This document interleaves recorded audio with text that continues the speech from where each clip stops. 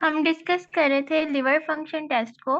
इसमें हमने इसको मेजरली 3 तरह से क्लासिफाई किया था कि हमारे पास वो वाले टेस्ट जो हमारे पास इंडिकेट करेंगे हिपेटोसेलुलर इंजरी को, देन वो वाले टेस्ट जो हमारे पास इंडिकेट करेंगे बाइलरी इंजरी को, एंड वो वाले टेस्ट जो कि हम हिपेटोसेलुलर फंक्शंस को चेक करने के लिए करवाते हैं।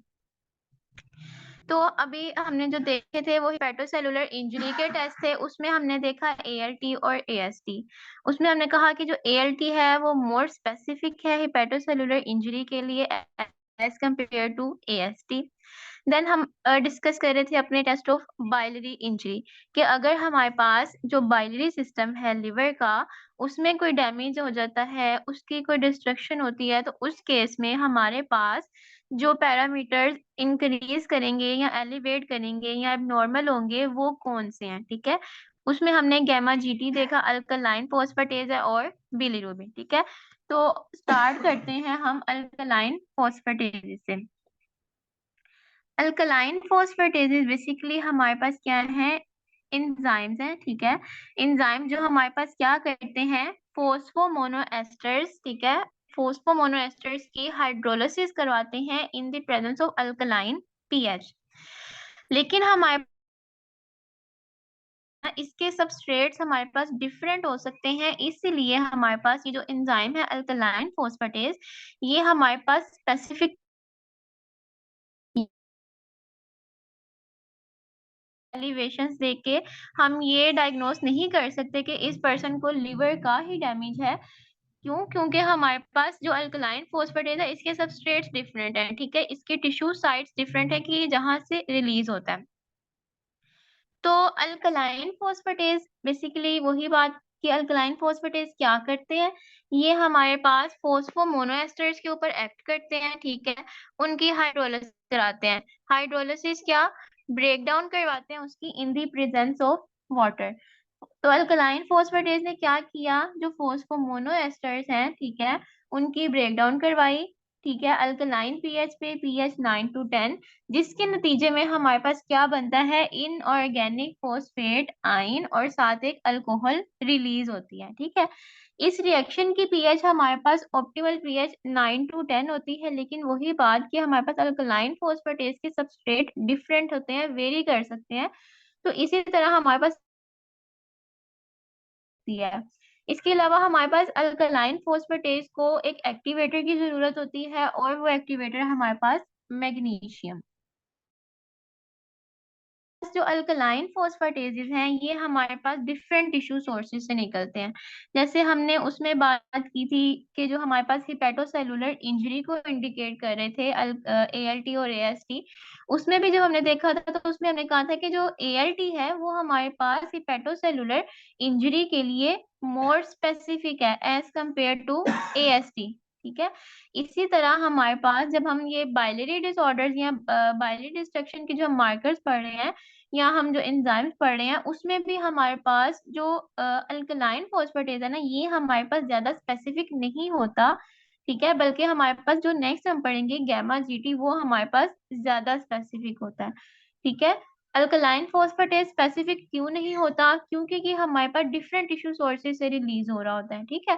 तो हम खाली ये देख के कि भाई हमारे पास अल्कलाइन फॉस्फेटेजेस का लेवल ज्यादा है हम ये नहीं कह सकते कि ये लिवर से निकल रहा है, ठीक है, क्योंकि इसके टिश्यू सोर्सेज डिफरेंट हैं, ठीक है। तो हम खाली इसकी बेसिस नहीं बना सकते। देन हाईएस्ट कंसेंट्रेशन हमारे पास कहाँ पे होती है, लिवर में होती है, ठीक है। इसके अलावा बोन में हमारे पास जो अल्कलाइन फोस्फेटेजेस की एक्टिविटी है वो हमारे पास मेनली ओस्टियोब्लास्ट के साथ रिलेट कर रही होती है। देन हमारे पास इंटेस्टाइन में होते हैं, स्प्लीन में होते हैं, प्लेसेंटा में और किडनीज में। देन इसकी डायग्नोस्टिक सिग्निफिकेंस क्या है, डायग्नोस्टिक सिग्निफिकेंस यही है कि हमारे पास जैसे हमने देखा कि ये इसके डिफरेंट टिश्यू सोर्सेज हैं, ये हमारे पास कहाँ से निकल रहा है, ये हमारे पास लिवर से रिलीज हो रहा है, ठीक है। लिवर में हमारे पास क्या हो रहा है, अगर हमारे पास कोई बाइलरी डिसऑर्डर हो गया, ठीक है, यानी कि लिवर के अंदर जो बाइलरी सिस्टम है अगर वहां पे कोई ऑब्स्ट्रक्टिव कंडीशन आती है या वहां पे कोई डैमेज होता है तो उसके नतीजे में हमारे पास क्या होगा कि जो अल्कलाइन फॉस्फेटेजेस हैं उनका लेवल ब्लड में ज्यादा हो जाएगा। ठीक है। देन इसके अलावा अगर हमारे पास बोन डिसऑर्डर्स होते हैं, हमने देखा था कि ये लिवर में भी, टिश्यू सोर्सेज में लिवर भी था, बोन्स भी थी। तो बोन्स में हमने देखा था कि अल्कलाइन फोस्फेटेस की जो एक्टिविटी होती है वो बेसिकली ओस्टियोब्लास्ट के साथ रिलेट कर रही होती है। तो मेनली आपने ये याद रखना है कि हमारे पास बोन्स में अल्कलाइन फोस्फेटेस की एक्टिविटी या अल्कलाइन फोस्फेटेस तब ज्यादा होते हैं जब अल्कलाइन फोस्फेटेस जो है वो लिंक कर रहा होता है बोन टर्नओवर रेट। अगर हमारे पास टर्नओवर रेट ज्यादा होगा तो अल्कलाइन फोस्फेटेस का लेवल्स भी ज्यादा हो जाएंगे। तो बोन डिसऑर्डर्स हो गए जैसे कि पेजेट डिजीज। पेजेट डिजीज बहुत इंपॉर्टेंट है, इसमें आपके पास हाईएस्ट एलिवेशन देखने को मिलती है अल्कलाइन फोस्फेटेस की। देन ऑस्टियोमलेशिया है, रिकेट्स है, ये दोनों हमारे पास बोन्स की डिजीजेज है। इनमें हमारे बोन्स जो है क्या होता है, हमारे पास विटामिन डी की डेफिशिएंसी हो जाती है, लेकिन ओस्टियोमलेशिया में हमारे पास ये अडल्ट में होता है और रिकेट्स हमारे पास बच्चों में होता है। Then hyperparathyroidism. Hyperparathyroidism is in this sense कि हमारे पास जब हाइपर पैराथायरॉयडिज्म होता है तो हमारे पास पैराथायरॉयड हार्मोन की जो कंसंट्रेशन है वो ज्यादा हो जाती है। जब हमारे पास पैराथायरॉयड हार्मोन ज्यादा होता है वो हमारे पास क्या कराता है, पैराथायरॉयड हार्मोन का फंक्शन ये है कि उसने हमारे पास ब्लड में कैल्शियम के लेवल को इंक्रीज करवाना है। तो वो कैसे इंक्रीज कराता है, वो हमारे पास बोन्स में से जो कैल्शियम डिपॉजिट होता है ना उसको ब्लड में रिलीज करवाना शुरू कर देता है, जिसकी वजह से बोन्स जो है वो वीक होना शुरू हो जाती हैं और ऑस्टियोपोरोसिस की कंडीशन आ जाती है। देन हमारे पास ऑस्टियोजेनिक सार्कोमास हो गए, यानी कि अगर कोई बोन का कैंसर वगैरह हो गया, ट्यूमर वगैरह हो गया। ठीक है, ये तो हमारे पास थी पैथोलॉजिक कंडीशन यानी कि डिजीज कंडीशन जिनमें हमारे पास क्या होता है कि अल्कलाइन फोस्फेटेजेस की एक्टिविटी ज्यादा हो जाती है। लेकिन हमने देखा कि अल्कलाइन फोस्फेटेज रिलेट कर रहा है कि अगर हमारे पास बोन टर्नओवर रेट ज्यादा है तो हमारे पास क्या होता है कि अल्कलाइन फोस्फेटेज की एक्टिविटी ज्यादा होती है। इसीलिए हमारे पास कुछ फिजियोलॉजिक कंडीशंस भी ऐसी हैं कि जिनमें हमारे पास अल्कलाइन फोस्फेटेज का लेवल ज्यादा होता है। ठीक है, फिजियोलॉजिक कंडीशन मीन कि वो डिजीज कंडीशन नहीं है कि वो एक नॉर्मल चल रही है। उसमें हमारे पास पीरियड जो बोन ग्रोथ है, ठीक है, यानी कि जब बच्चा ग्रो कर रहा होता है उसकी बोन्स ग्रो कर रही होती हैं, उन कंडीशन में उस टाइम पीरियड में भी हमारे पास कहता है अल्कलाइन फोस्फेटेजेस का लेवल हमें ज्यादा मिलता है। या अगर कोई बोन का फ्रैक्चर हो गया और वो हीलिंग प्रोसेस में चल रही है देन हमारे पास अल्कलाइन फोस्फेटेजेस का लेवल ज्यादा देखने को मिलता है। और इसके अलावा जो अडल्ट्स हैं जिनकी एज 50 ईयर से ज्यादा हो जाती है उनमें भी अल्कलाइन फोस्फेटेजेस का लेवल जो है वो ज्यादा देखने को मिल सकता है। Then pregnancy. प्रेगनेंसी में भी हमारे पास अल्कलाइन फोस्फेटेज जो है वो उनका लेवल एलिवेट कर जाता है। ठीक है, हमारे पास जो नॉर्मल प्रेगनेंसी होती है उसमें तो आफ्टर लेबर 3 to 6 डेज बाद जो है अल्कलाइन फोस्फेटेजेस का लेवल नॉर्मल हो जाता है। लेकिन इसके अलावा हमारे पास अल्कलाइन फोस्फेटेज कॉम्प्लिकेशन यानी कि प्रेगनेंसी की कॉम्प्लिकेशंस में भी इंक्रीज करता है, जैसे कि हाइपरटेंशन होगी, प्री एक्लेम्सिया, एक्लेम्सिया, या फिर इसके अलावा थ्रेटेंड एबॉर्शन। इन कंडीशंस में भी हमारे पास क्या होता है, हमारे पास जो अल्कलाइन फोस्फेटेजेस है उनका लेवल इंक्रीज कर जाता है, रेस कर जाता है। देन हमारे पास फोस्फेटेजिया। ठीक है, ये हमारे पास डिसऑर्डर समझ लें, कंडीशन समझ लें, इसमें हमारे पास क्या होता है, अल्कलाइन फोस्फेटेजेस का लेवल हमें कम देखने को मिलता है। क्यों? बेसिकली इनहेरिटेड हाइपोफोस्फेटेजिया में हमारे पास ये हो रहा होता है कि जो अल्कलाइन फोस्फेटेज बनाने वाले जो जीन्स हैं उन जीन्स की म्यूटेशन हो जाती है। ठीक है, जब म्यूटेशन हो जाती है तो अल्कलाइन फोस्फेटेज नहीं बनता। अल्कलाइन फोस्फेटेज क्या कर रहा था, अल्कलाइन फोस्फेटेज हमने देखा था कि जो फोस्फोमोनो एस्टर्स हैं उनको उनके हाइड्रोलिसिस करवा रहा था और उनमें से इनऑर्गेनिक फॉस्फेट आयंस को रिलीज करवा रहा था।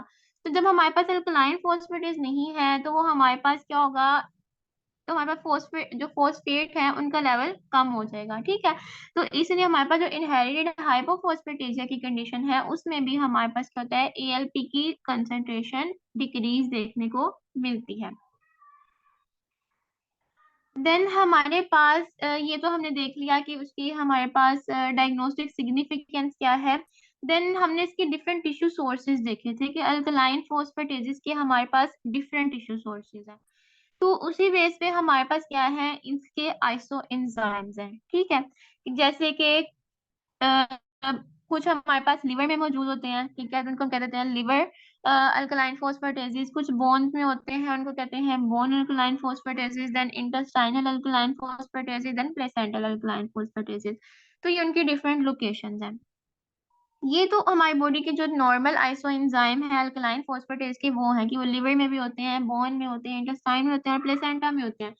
लेकिन इसके अलावा जो कुछ एबनॉर्मल आइसोएंजाइम्स भी देखे जा सकते हैं, ठीक है, जैसे कि रीगन और नगाओ। ये दोनों जो है ना, इन दोनों को हम कहते हैं कंबाइनली कहते हैं कार्सिनोप्लेसेंटल अल्कलाइन फोस्फेटेजेस, ठीक है। इनको कार्सिनोप्लेसेंटल अल्कलाइन फोस्फेटेजेस इसलिए कहते हैं क्योंकि इनमें कुछ सिमिलैरिटी होती है जो प्लेसेंटल आइसोएंजाइम है उसके साथ, ठीक है, इसलिए हम इसको कार्सिनोप्लेसेंटल अल्कलाइन फोस्फेटेजेस कहते हैं। ये हमारे पास नॉर्मली हमारी बॉडी में मौजूद नहीं होते, ठीक है। ये किन कंडीशंस में आते हैं, ये हमारे पास नियोप्लाज्म्स के साथ एसोसिएट कर होते हैं कि अगर कोई नियोप्लाज्मिक कंडीशन है देन ये हमें देखने को मिल सकते हैं। मोस्टली ये हमारे पास जो लंग हो गया, कोलन हो गया, ओवेरियन या ब्रेस्ट जो कार्सिनोमास वगैरह है उनमें हमें देखने को मिल सकते हैं, लेकिन ज्यादातर जो इनका इंसिडेंस होता है वो हमारे पास ओवेरियन या फिर गायनेकोलॉजिकल जो कैंसर्स हैं उनमें ज्यादा होता है। लेकिन हम इनको एज सच डायग्नोसिस के लिए यूज नहीं कर सकते क्योंकि इनकी जो अक्रेस रेट होती है ना वो हमारे पास कम होता है, यानी कि 3% to 15% केसेस में ही हमें ये नजर आते हैं। लेकिन हमारे पास ये हमें फायदा दे सकते हैं कि हम मॉनिटर कर सकते हैं थेरेपी को, ठीक है, कि अगर हम कोई ट्रीटमेंट कर रहे हैं तो उसकी इफेक्टिवनेस को मॉनिटर करने के लिए हम उसकी हाँ इफेक्टिवनेस को चेक करने के लिए हम इनको मॉनिटर कर सकते हैं, क्योंकि जैसे जैसे हम थेरेपी देंगे और वो अफेक्ट करेगी वैसे वैसे हमारे पास ये आइसोएंजाइम्स खत्म हो जाएंगे। तो मेजर हमने जो आइसोएंजाइम्स देखे वो हमारे पास चार थे, लिवर, बोन, इंटेस्टाइन, प्लेसेंटा, ठीक है। तो अब डिफरेंट आइसोएंजाइम्स हैं और डिफरेंट आइसोएंजाइम्स को आइडेंटिफाई करने के लिए, स्टडी करने के लिए हमारे पास डिफरेंट अप्रोचेस हैं या डिफरेंट मेथड्स यूज करते हैं हम, ठीक है। अब बारी बारी उनको देख लेते हैं। फर्स्ट अप्रोच जो है या फर्स्ट मेथड जो हम यूज करते हैं आइसो एंजाइम्स की सेपरेशन के लिए या हम डिफरेंट आइसो एंजाइम्स को चेक करने के लिए, वो हमारे पास है इलेक्ट्रोफोरेसिस। इलेक्ट्रोफोरेसिस हमें पता है कि बेसिकली इसमें हम क्या कर रहे होते हैं कि आइसो एंजाइम्स की सेपरेशन करा रहे होते हैं on the basis of their charge एमएसिस, ठीक है। तो इसमें बेसिकली हमारे पास जो इलेक्ट्रोफोरेसिस की टेक्निक है ये हमारे पास आइसो एंजाइम एनालिसिस के लिए बहुत इंपॉर्टेंट। इसमें हम हमारे पास क्या होता है कि जो डिफरेंट बैंड्स बन जाते हैं, ठीक है, डिफरेंट आइसो, जैसे जितने हमारे पास आइसो एंजाइम हैं उतने हमारे बैंड्स बन जाते हैं। तो हमारे पास जो सबसे आगे बैंड बनता है वो हमारे पास होता है लिवर अल्कलाइन फोस्फेटेजेस का। उसके पीछे बैंड बनता है हमारे पास बोन अल्कलाइन फोस्फेटेजेस का, then placental and then intestinal fractions आते हैं, ठीक है।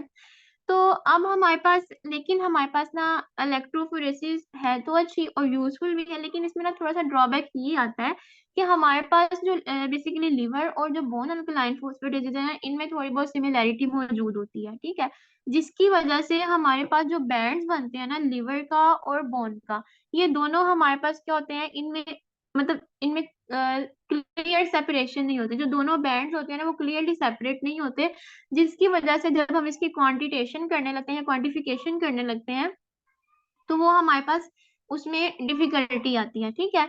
तो इसलिए ये मतलब इसमें थोड़ा सा इसका ड्रॉबैक है, लेकिन अब जो है वो डिफरेंट इम्यूनोकेमिकल मेथड्स वगैरह आ चुके हैं जिनकी मदद से हम आइसो एंजाइम्स वगैरह को डिटेक्ट कर सकते हैं। देन सेकेंड अप्रोच हमारे पास होती है कि डिफरेंट, जिससे हम डिफरेंट आइसो एंजाइम्स को डिटेक्ट कर सकते हैं, वो हमारे पास है heat stability test. Heat stability test इसके नाम से जाहिर है, हीट स्टेबिलिटी, यानी कि हम जो हमारे पास आइसो एंजाइम्स हैं उनको बेसिस ऑफ देयर एबिलिटी के वो कितने हीट स्टेबल हैं, ठीक है। यानी कि हमारे पास अब जो हमारे पास प्लेसेंटल अल्कलाइन फोस्फेटेजेस होते हैं ना, वो हमारे पास सबसे ज्यादा हीट स्टेबल होते हैं, ठीक है, यानी कि सबसे ज्यादा हीट को बर्दाश्त कर सकते हैं। बेसिकली क्या है, अल्कलाइन फोस्फेटेजेस हमारे पास एंजाइम्स हैं, एंजाइम्स क्या है, प्रोटीन्स हैं, तो जाहिर सी बात है वो हमारे पास हीट से उनको अफेक्ट होता है। तो हम उनकी एबिलिटी चेक कर रहे हैं कि कौन कितना हीट स्टेबल है, तो उसमें हमारे पास जो प्लेसेंटल अल्कलाइन फोस्फेटेजेस हैं ये हमारे पास मोर सबसे ज्यादा हीट स्टेबल होते हैं, देन उनसे कम होते हैं अल्कलाइन फोस्फेटेजेस, फिर उससे कम होते हैं लिवर, एंड देन लास्टली हमारे पास बोन। ठीक है, तो हम इसी उनकी एबिलिटी को बेसिस बना के हीट स्टेबिलिटी टेस्ट करते हैं। इसमें बेसिकली हम करते क्या है कि हमारे पास जो सपोज सैंपल है उसको हमारे पास क्या कहते हैं, हमको पहले हम उसकी अल्कलाइन फॉस्फेटेस की एक्टिविटी जो है उसको मेजर कर लेते हैं। ठीक है, देन हम उसको हीट करते हैं 56 डिग्री सेल्सियस पे 10 मिनट्स के लिए। ठीक है, अब जब हम उसको हीट कर रहे हैं तो हीट करने से जाहिर सी बात है कि हीट करने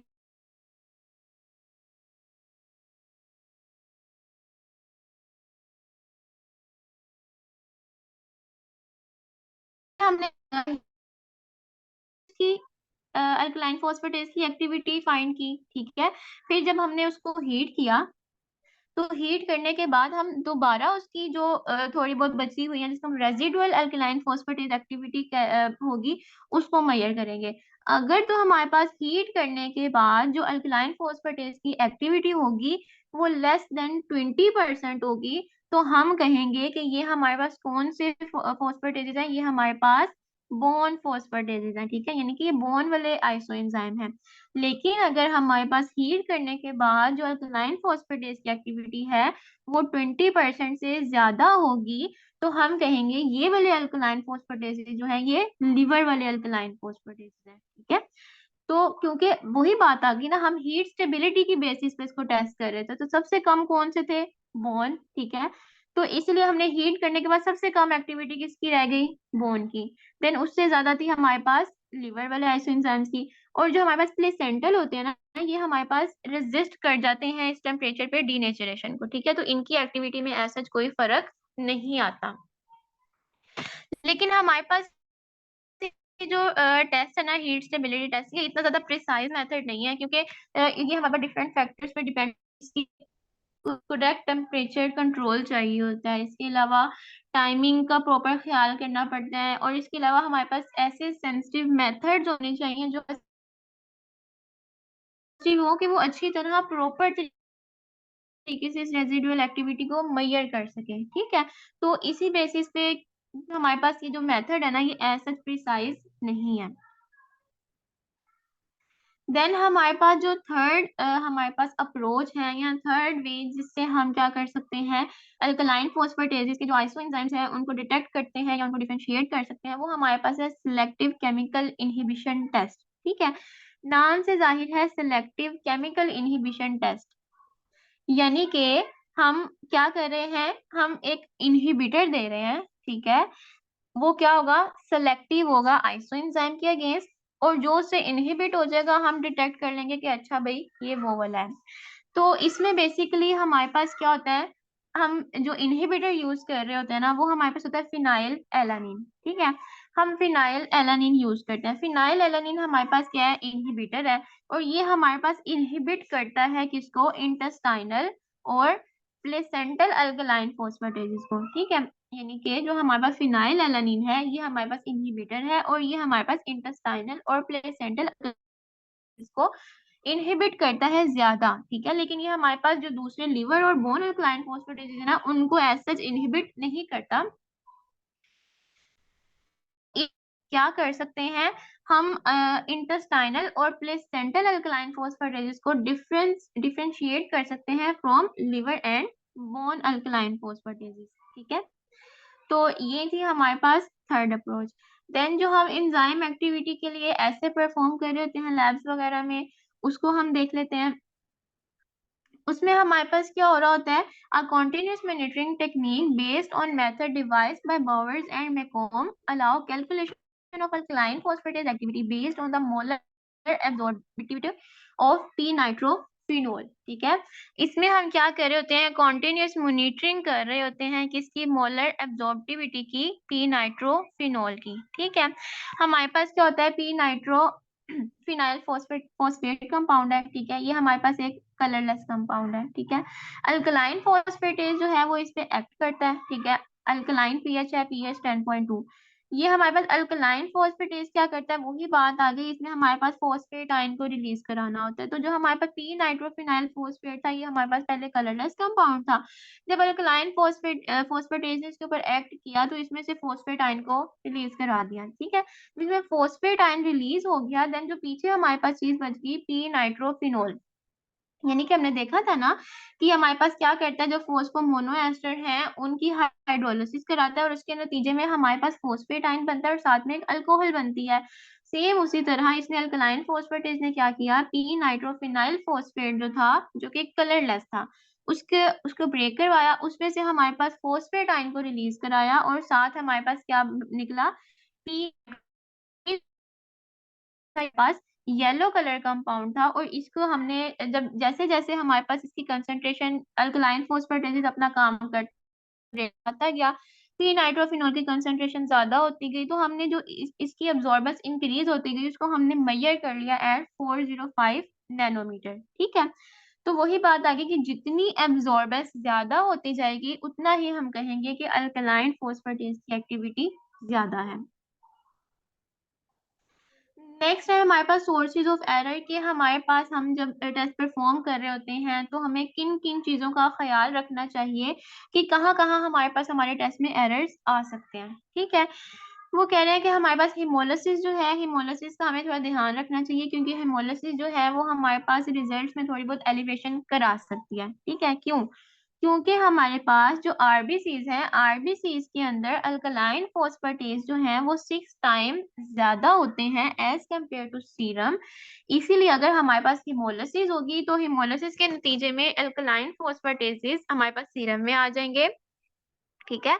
और वहां पे हमारे पास क्या होगा, जो रिजल्ट है वो हमारे पास एलिवेट कर जाएंगे, ठीक है। तो ये हमारे पास फॉल्स एलिवेशन आ सकती है। देन इसके अलावा हमें वो कह रहे हैं कि हमें जल्द से जल्द, जैसे हमने सैंपल को सैंपल को प्रोसेस कर देना चाहिए। क्यों? क्योंकि हमारे पास वो कह रहे हैं activity in serum increase approximately 3% to 10% on sorry 25 degree Celsius और 4 degree Celsius for several hours. वो कह रहे हैं कि अगर हम इसको ज्यादा देर के लिए रखेंगे तो हमारे पास क्या होगा, हमारा जो रूम टेम्परेचर होता है वो नॉर्मली क्या होता है 25 डिग्री सेल्सियस। तो अगर हम इसको रूम टेम्परेचर पे ज्यादा देर के लिए खड़ा रखते हैं तो हमारे पास क्या होगा कि इसकी एक्टिविटी में 3% से लेकर 10% तक इंक्रीज आ जाएगा, ठीक है। तो वो भी हमारे पास हमारे रिजल्ट को फास्टली एलिविएट कर सकता है। देन इसकी रेफरेंस रेंजेस हैं, ठीक है। रेफरेंस रेंजेस हमारे पास थोड़ा डिफरेंस है, मेल में डिफरेंट है, फीमेल्स में डिफरेंट है, ठीक है। और थोड़ा सा इसका एज ग्रुप का भी फर्क है। तो मेल्स और फीमेल्स जो हमारे पास 4 to 15 ईयर्स के होते हैं उनमें हमारे पास 54 से 369 units per litre alkaline phosphatase की क्वांटिटी होती है। देन मेल्स जो हमारे पास 20 to 50 ईयर्स की एज होती है उनमें हमारे पास 53 to 128 units per litre. Then more than 60 years के जो मेल है उनमें हमारे पास 56 to 119 units per litre alkaline phosphatase activity होती है। देन फीमेल्स में सेम 20 to 50 ईयर्स की एज में 42 to 98 यूनिट्स पर लीटर, और मोर देन 60 ईयर की एज में 53 to 141 यूनिट्स पर लीटर। तो ये हमारे पास कुछ रेफरेंस रेंजेस थी according to gender, according to age. Then next हमारे पास जो एंजाइम है जो हमारे पास इसको दिखा रहा है, हमारे पास बाइलरी डिजीज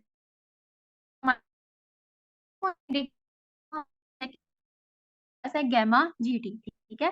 हमने अभी पढ़ा अल्कलाइन फोस्फेटेज, अल्कलाइन फोस्फेटेज हमने देखा है कि ये हमारे पास एज सच स्पेसिफिक नहीं था, लेकिन हमारे पास जो गैमा जीटी है ना, ये हमारे पास स्पेसिफिक होता है बाइलरी डिजीज या बाइलरी डिस्ट्रक्शन के लिए, ठीक है। तो अब हम इसको देख लेते हैं, गैमा जीटी क्या है, ठीक है। गैमा जीटी यानी कि गैमा ग्लूटामाइल ट्रांसफेरेज, ठीक है। इसका नाम बता रहा है कि ये क्या है, हमारे पास एक ट्रांसफेरेज है, ठीक है। इसने ट्रांसफर करना है, किसको ट्रांसफर करना है, ग्लूटामाइल, ठीक है। तो वो कह रहे हैं एंजाइम हमारे पास इन्वॉल्व होता है, क्या करता है, गैमा ग्लूटामाइल रेसिड्यू को ट्रांसफर करवाता है from gamma glutamyl peptides to amino acid water या फिर स्मॉल पेप्टाइड्स। यानी कि हमारे पास गामा ग्लूटामाइल ट्रांसफेरेज क्या करता है, जो गामा ग्लूटामाइल पेप्टाइड्स होते हैं उनसे हमारे पास क्या करता है, गामा ग्लूटामाइल रेसिड्यू को लेता है और हमारे पास अमाइनो एसिड वाटर या फिर स्मॉल पेप्टाइड्स को दे देता है। ठीक है। और हमारे जो मोस्टली जो बायोलॉजिकल सिस्टम में हमारे पास जो गामा ग्लूटामाइल डोनर के तौर पे काम करता है ना, यानी कि जो हमारे पास गामा ग्लूटामाइल डोनर यानी कि गामा ग्लूटामाइल रेसिड्यू को डोनेट करता है, वो हमारे पास होता है ग्लूटाथायोन। ठीक है। तो इन्होंने जनरल रिएक्शन उसका शो करवाया हुआ है कि ग्लूटाथायोन ये हमारे पास क्या कर रहा है, ये हमारे पास गामा ग्लूटामाइल डोनर है। ठीक है। देन अमाइनो एसिड हमने ना कि हमारे पास गामा ग्लूटामाइल ट्रांसफरेज क्या कर रहा होता है, ये गामा ग्लूटामाइल पेप्टाइड से गामा ग्लूटामाइल रेसिड्यू को उठा के किसको दे देता है, अमाइनो एसिड को। तो हमारे पास यहाँ पे जो गामा ग्लूटामाइल पेप्टाइड है या गामा ग्लूटामाइल डोनर है वो हमारे पास है ग्लूटाथायोन। ये हमारे पास क्या करता है, ये हमारे पास जो गामा ग्लूटामाइल रेसिड्यू है उसको उठाता है, अमाइनो एसिड को दे देता है। ठीक है। देन हमारे पास जो प्रोडक्ट बन जाती है उसमें हमारे पास आ जाता है ग्लूटामाइल पेप्टाइड। ठीक है। और साथ में हमारे पास बन जाता है एल सिस्टीनाइल ग्लाइसिन। देन फंक्शंस इसके देख लेते हैं। फंक्शंस बेसिकली हमारे पास जो गामा जीटी है ना, इसके फंक्शंस एज सच हमारे पास स्पेसिफिक नहीं है। ठीक है। मतलब कि कोई स्पेसिफिक स्पाइस के फंक्शन नहीं है, लेकिन जो हमारे फंक्शंस हमें सजेस्ट किए गए हैं उसमें हमारे पास ये है कि हमारे पास पेप्टाइड्स या प्रोटीन की सिंथेसिस में रोल प्ले करता है अपना। इसके अलावा ये हमारे पास टिश्यू की रेगुलेशन लेवल्स हैं उनकी रेगुलेशन को कंट्रोल करता है, उनको रेगुलेट करता है। और इसके अलावा ये हमारे पास अमाइनो एसिड्स की ट्रांसपोर्ट करवाता है अक्रॉस दी सेल मेम्ब्रेन। ठीक है। बेसिकली हमारे पास जो गैमा जीटी है ना, ये हमारे पास जो बाइल के नाली को लिए ना, हम इसको किसके लिए स्टडी कर रहे हैं, हम इसको स्टडी कर रहे हैं कि ये हमारे पास किसके लिए है, ये हमारे पास है बाइल, जो हमारे पास बाइल डैमेज हो रहा है या बाइलरी डिजीज हो रही है या बाइलरी डिस्ट्रक्शन डैमेज हो रहा है, उस कंडीशन में हमारे पास ये एलिवेट कर रहा है। तो बेसिकली हमारे पास जो गैमा जीटी है ना, ये हमारे पास जो बाइल के नाली को लिए ना वहां पे मौजूद होता है, या इसके अलावा जो हमारे पास जो बाइलरी डक्ट्यूल्स हैं उनकी जो एपिथेलियल लाइनिंग्स हैं उधर मौजूद होता है। ठीक है।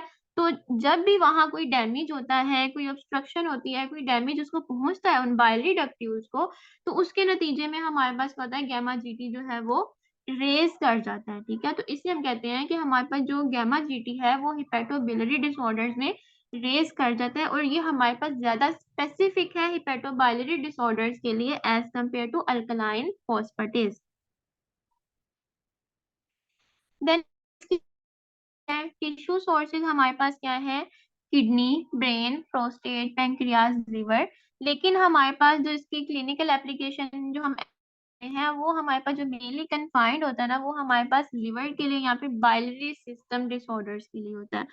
तो हमारे पास जो हम लैब्स में करते हैं वो हमारे पास ज्यादातर स्पेसिफाई होता है लिवर के लिए as compare to alkaline phosphatase. ठीक है। डायग्नोस्टिक सिग्निफिकेंस, डायग्नोस्टिक सिग्निफिकेंस यही है कि अगर हमारे पास, हम किसके लिए स्टडी कर रहे हैं इसको, हिपेटोबाइलरी डिसऑर्डर्स के लिए, तो अगर आपके पास लिवर एलएफटीज की रिपोर्ट आती है उसमें आपको गामा जीडी रेज्ड मिलता है, एलिवेट मिलता है, तो हम उस बात से ये गेस कर सकते हैं कि इस पर्सन को क्या है, इसको हिपेटोबाइलरी डिसऑर्डर है, यानी कि इसके जो लिवर का बाइलरी सिस्टम है उसमें कोई डिफेक्ट आ रहा है, वहां पे हो सकता है कोई ऑब्स्ट्रक्शन हो या कोई भी डैमेज हो सकता है। ठीक है। तो हमारे पास ये मेनली एसोसिएट कर रहा होता है हिपेटोबाइलरी डिसऑर्डर्स में। ठीक है। तो रीड कर लेते हैं, वो कह रहे हैं it is raised in all hepatobiliary disorders, biliary obstructions and patients receiving enzyme inducing drugs like phenobarbital and morphine। ठीक है। देन इसके अलावा एक तो ये हमारे पास हिपेटोबाइलरी डिसऑर्डर में रेज कर रहा होता है, इसके अलावा क्रोनिक अल्कोहलिज्म में, ठीक है, उसमें रेज कर रहा होता है। इसके अलावा हमारे पास पैंक्रियाटाइटिस में, डायबिटीज में, लाइटिस में, या मायोकार्डियल इन्फार्क्शन में। मायोकार्डियल इन्फार्क्शन में इसकी रीजन ऐसे स्पेसिफाई नहीं है कि कर जाता कर जाता। और इसके अलावा हमने अभी दो टेस्ट देखे, एक हमने एंजाइम पढ़ा अल्कलाइन फॉस्फेटेज, एक हमने अब जो हम पढ़ रहे हैं हमारे पास है गामा जीटी। ठीक है। अच्छा, आपके पास सपोज एलएफटीज की रिपोर्ट आती है। ठीक है। आपने अब क्या करना है, अगर आपके पास अल्कलाइन फॉस्फेटेजेस की कंसंट्रेशन ज्यादा आ रही है, ठीक है, हमने बात की थी ना कि alkaline phosphatase different tissue sources से निकलते हैं और वो हमारे पास स्पेसिफाई नहीं होता लिवर के लिए, तो हमने क्या करना है, हमने इस बात को कंफर्म करना है कि क्या ये जो अल्कलाइन फॉस्फेटेज रेज हुआ हुआ है ये लिवर में कोई डैमेज है, यानी कि हेपेटोबिलियरी डिसऑर्डर की वजह से है या किसी और वजह से है। तो हम उसको कंफर्म करने के लिए गैमा जीटी के लेवल्स को देखते हैं। अगर तो हमारे पास गैमा जीटी लेवल्स ज्यादा होंगे ना, तो हम कह देते हैं कि हाँ ये जो अल्कलाइन फॉस्फेटेज रेज हो रहा है ना, ये हमारे पास किसके लिए हो रहा है, हेपेटोबाइलियरी डिसऑर्डर की वजह से ही हो रहा है। लेकिन अगर अल्कलाइन फॉस्फेटेजेस का लेवल ज्यादा है लेकिन हमारे पास गैमा जीटी नॉर्मल है, तो इसका वो हमारे पास लिवर डैमेज नहीं है, बल्कि वो मोस्ट प्रोबेबली फिर बोन्स के केस में होता है कि उस पर्सन को कोई बोन्स डिसऑर्डर होता है। पेजेंट डिजीज में हमारे पास इसकी हाईएस्ट एलिवेशन हो जाती हैं। तो ये थी इसकी कुछ डायग्नोस्टिक सिग्निफिकेंस। इसके लिए हम जो एंजाइम ऐसे करते हैं उसमें हमारे पास वो कह रहे हैं the most widely accepted substrate for use in gamma GT analysis is gamma glutamyl p nitro anilide. ठीक है, अब हमारे पास होता क्या है कि आपके पास है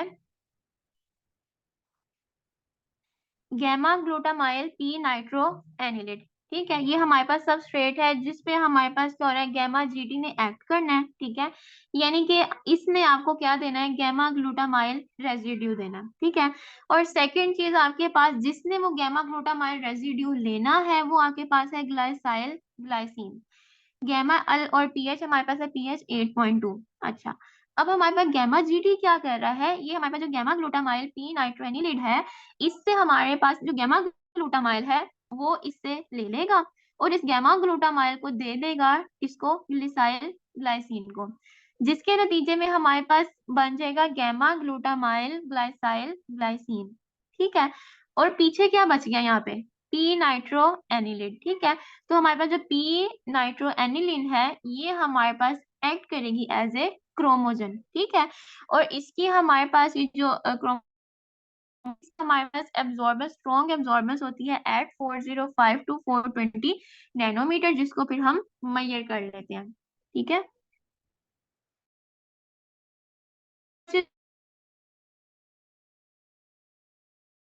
परफॉर्म करते हुए ध्यान में रखना चाहिए ताकि हमारे पास जो टेस्ट के रिजल्ट्स हैं वो सही हैं। ठीक है, सोर्सेज ऑफ एरर्स देख लें तो हमारे पास बेसिकली जो गैमा जीटी की एक्टिविटी है वो स्टेबल होती है। ठीक है, 1 वीक तक स्टेबल रहती है और इसमें ऐसा कोई लॉस नहीं आता, और अगर हम इसको 4 डिग्री सेल्सियस पे स्टोर करते हैं।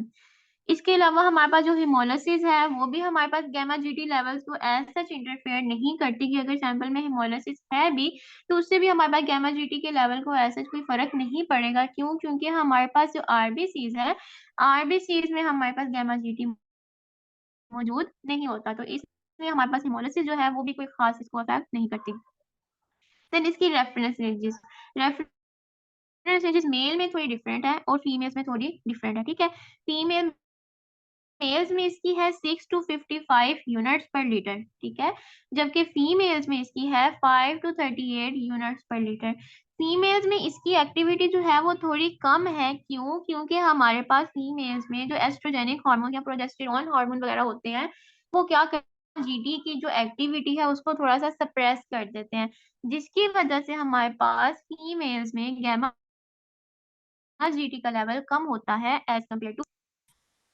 तो ये था हमारे पास, हमने देख लिया अल्कलाइन फॉस्फेटेजेस और हमने देख लिया गैमा जीटी, जिसमें हमने देखा कि गैमा जीटी जो है वो हमारे पास जो हिपेटोबाइलियरी डिसऑर्डर्स हैं उनके लिए मोर स्पेसिफिक है as compare to alkaline phosphatases. ठीक है, लेकिन और इसी तरह हम गैमा जीटी को यूज कर सकते हैं to check alkaline phosphatase level, कि अगर अल्कलाइन फॉस्फेटेजेस हमारे पास रेज है तो क्या वो हमारे पास लिवर की वजह से रेज है या फिर कोई सेकेंडरी कॉज है।